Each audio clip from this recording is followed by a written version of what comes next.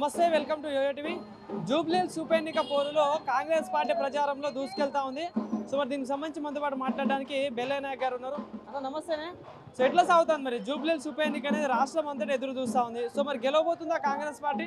100% గెలుస్తుంది, భారీ మెజారిటీతో గెలుస్తుంది. ఎందుకంటే నవీన్ యాదవ్ స్థానికుడు ఉండడం, విద్యావంతుడు ఉండడం, మొత్తం 2 సార్లు పోటీ చేసి ఉండడం, ప్రతి మనిషి అన్న, తమ్ముడు, బావ, బామ్మర్ది, దోస్తు, క్లాస్మేట్ అన్ని రకాల రిలేషన్షిప్ ఉన్నటువంటి వ్యక్తి.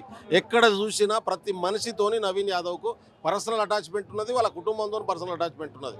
వాళ్ళ ఫాదర్ కావచ్చు, లేకుంటే వాళ్ళ అన్నదమ్ములు కావచ్చు, వీళ్ళ కుటుంబం కావచ్చు, మొత్తం ఈ ప్రాంతంలోనే మొదటి నుంచి కూడా యూసుఫ్గూడ ప్రాంతంలో ఉండడం వల్ల జూబ్లీహిల్స్ కాన్స్టిట్యున్సీలో ఉన్నటువంటి 7 డివిజన్లో సుపరిచితుడు మనిషి పర్సనల్ పరిచయం ఉంది.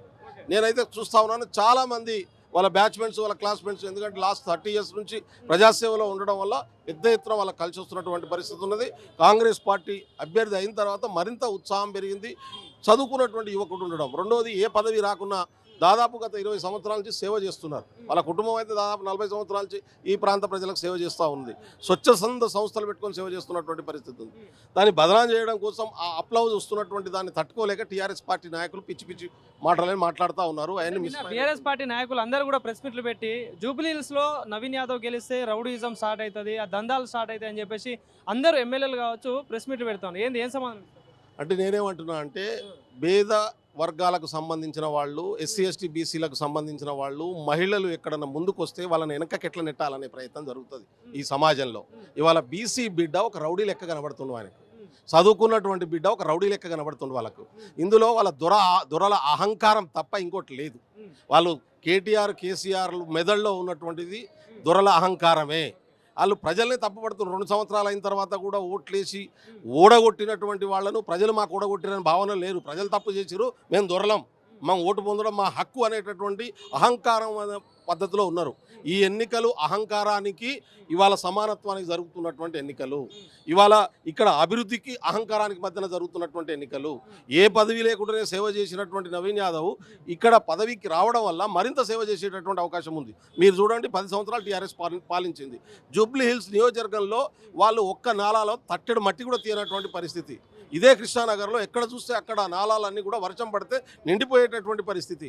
దాన్ని కాంగ్రెస్ పార్టీ వచ్చిన తర్వాత, పొన్నం ప్రభాకర్ గారు ఇన్ఛార్జ్ అయిన తర్వాత ఈ ప్రాంతంలో ప్రతి వర్షం కంటే ముందే ఇవాళ తీసుకొచ్చి నాలాలు క్లీన్ చేసే పని మేము వెరిఫై చేస్తే దాదాపు 150 కోట్ల రూపాయల బడ్జెట్ను కేటాయించి ఇప్పటికే అభివృద్ధి పనులకు మొదలు పెట్టాం. మేము 10 బీఆర్ఎస్ గవర్నమెంట్లోనే అభివృద్ధి అనేది జరిగింది. దానికి నిదర్శనమే జిహెచ్ఎంసీలో వచ్చిన సీట్లు అని చెప్పేసి బీఆర్ఎస్ పార్టీ నాయకులు చెప్తారు. మరి అభివృద్ధి కనిపిస్తలేదా?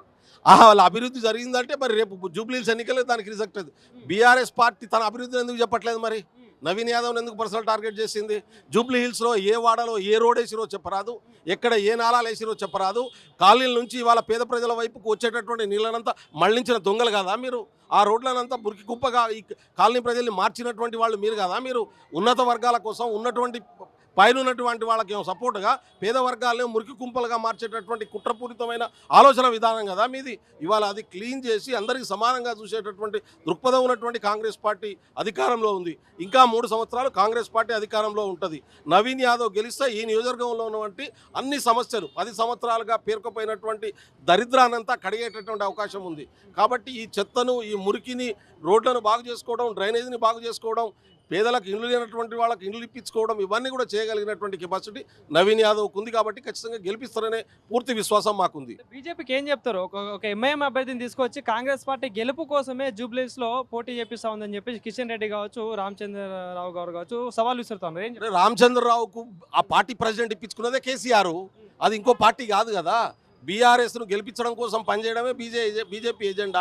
కిషన్ రెడ్డి గారు ఇప్పుడు కేటీఆర్ ఫోన్ చేసి ఏం మాట్లాడమంటే అది మాట్లాడతారు. అది వేరు పార్టీలు కాదు, 2 జెండాలు పెట్టుకున్నారు, అభ్యర్థులు ఉంటారు. వాళ్ళ లక్ష్యం కాంగ్రెస్కు వ్యతిరేకంగా రేపు మేము ఇద్దరం కలిస్తే ఎవరికి ఎక్కువ వస్తుంది అటేస్తారు. పార్లమెంట్ ఎన్నికల్లో చూసినాం కదా, బీఆర్ఎస్ పార్టీ తన ఓట్లందరినీ కూడా బీజేపీకి షిఫ్ట్ చేసింది. ప్రజలకు అర్థమైపోయింది, వాళ్ళ కార్యకర్తలకు అర్థమైపోయింది. అందుకనే ఈ నియోజకవర్గంలో ఉన్నటువంటి బీజేపీ, బీఆర్ఎస్ కార్యకర్తలు ఈ నియోజకవర్గం అభివృద్ధి చెందాలంటే నవీన్ గెలవాలని కోరుకుంటా ఉన్నారు. ఇవాళ బీఆర్ఎస్ నాయకులు, బీజేపీ నాయకులతో వాళ్ళ కార్యకర్తలే తిరగని పరిస్థితి, రేపు బూతులలో ఏజెంట్లు కూర్చోలేనటువంటి పరిస్థితి, వాళ్ళకి దొరకనటువంటి పరిస్థితి చాలా ఏరియాల్లో ఉంది. కాబట్టి నవీన్ యాదవ్ గెలవడం అనేది 1 సైడెడ్, మాకు ఇక్కడ పోటీ లేదు.